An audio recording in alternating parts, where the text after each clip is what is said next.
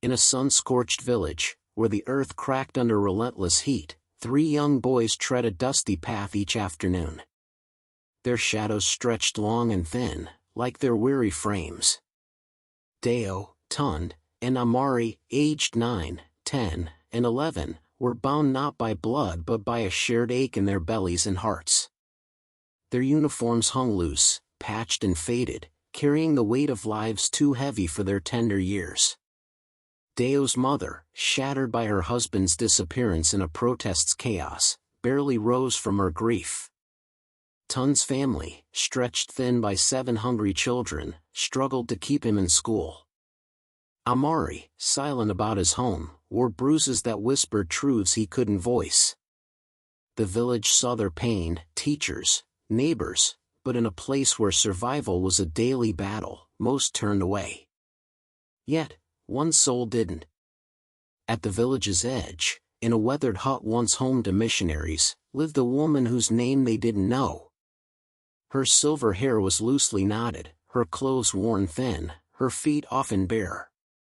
She was a ghost of the past, lingering where others had fled. They called her the Quiet Woman, her face etched with sorrow, her eyes carrying stories she never told.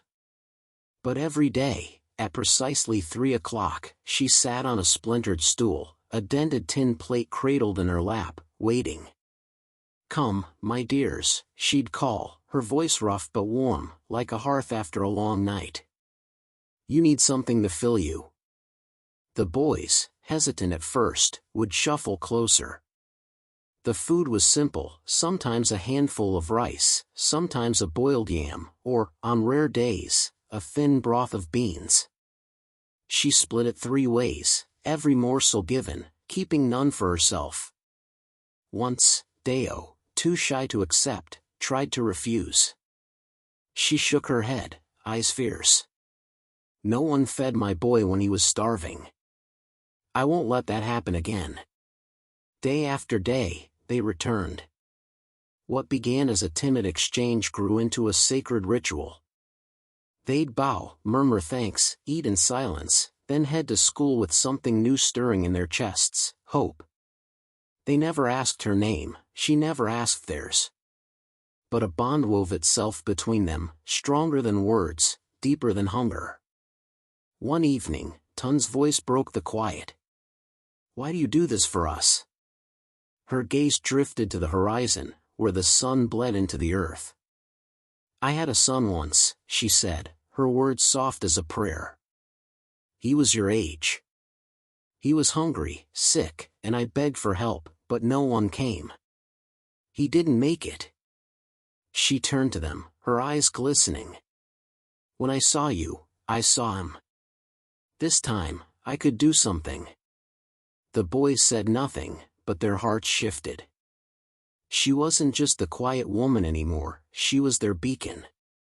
Not everyone understood. "She's lost her mind," some villagers muttered. "Why feed boys who aren't hers?" But she paid no heed, giving even when her own plate was empty, even when her body began to falter. One stormy season, Amari arrived late, a cut on his cheek, blood staining his collar.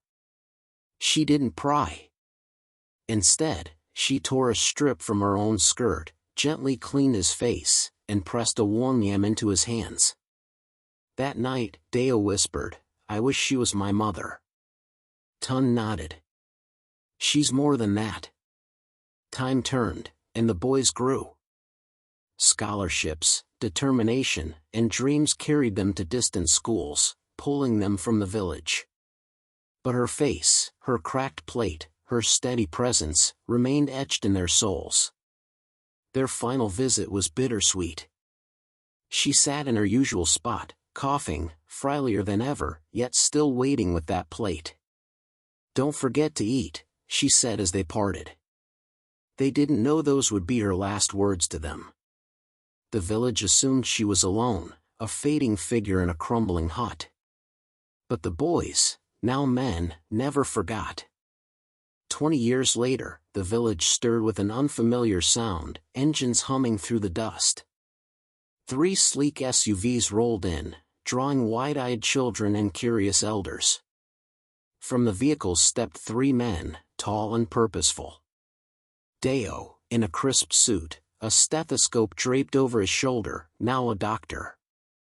Tund, adjusting a tie that gleamed with a gold watch, an architect of renown. Amari, in a cream shirt with a charity pin, a leader of change. They strode toward the hut, their steps sure, their hearts full. Inside, she sat, fragile as a leaf, her eyes dim but ever watchful. A neighbor had brought her scraps, but most thought her days were numbered. Then 3 shadows filled her doorway. Her bowl slipped, clattering to the floor. Deo? Tund? Amari? Her voice trembled, disbelieving. Tund knelt, taking her weathered hand. You waited for us, she whispered. We came back, Deo said, his voice thick. We promised. Amari's eyes locked on hers. How could we forget the one who saw us when no one else did? What followed became the village's heartbeat. The men didn't just visit, they transformed. Doctors arrived, nurses, clean water trucks, builders. The hut, once a shell, became a radiant bungalow with solar panels, tiled floors, and windows that welcomed light. Caretakers ensured her comfort, day and night. Then, under a newly built canopy, the village gathered. Deo took a microphone, his voice steady but warm. This woman, he said, gesturing to her, now in a wheelchair, wrapped in soft linen, fed us when we had nothing. Not because she had plenty, but because she had love. We owe her everything. He turned, and a tarp fell, revealing a gleaming building, the Grace Foundation School for Future Leaders. Gasps rippled through the crowd. Her eyes, wide with shock, found Amari. That's my name, she stammered. He knelt beside her. We want every child to know that one act of kindness can change the world. She wept, not from sorrow, but from a joy she'd never known. Reporters came, cameras flashed, capturing her smile, the children in crisp uniforms, the men who'd never forgotten. When asked why they returned, Tund said simply, she gave us her all when she had nothing. Now, we give her everything. She lived 2 more years, surrounded by care, her heart full. When she passed, the village mourned her as family. Her grave, marked with marble, bore words that echoed through generations. She fed 3 hungry souls, they fed the world in return. From that village, a legacy grew, not just of education, but of love that dares to see, to give, to remember. If this story touched your heart, give it a thumbs up and subscribe to Whirl Tales for more tales that stir the soul. Share in the comments where you're watching from, we love connecting with you. Until next time, stay kind, stay open, and keep the stories alive.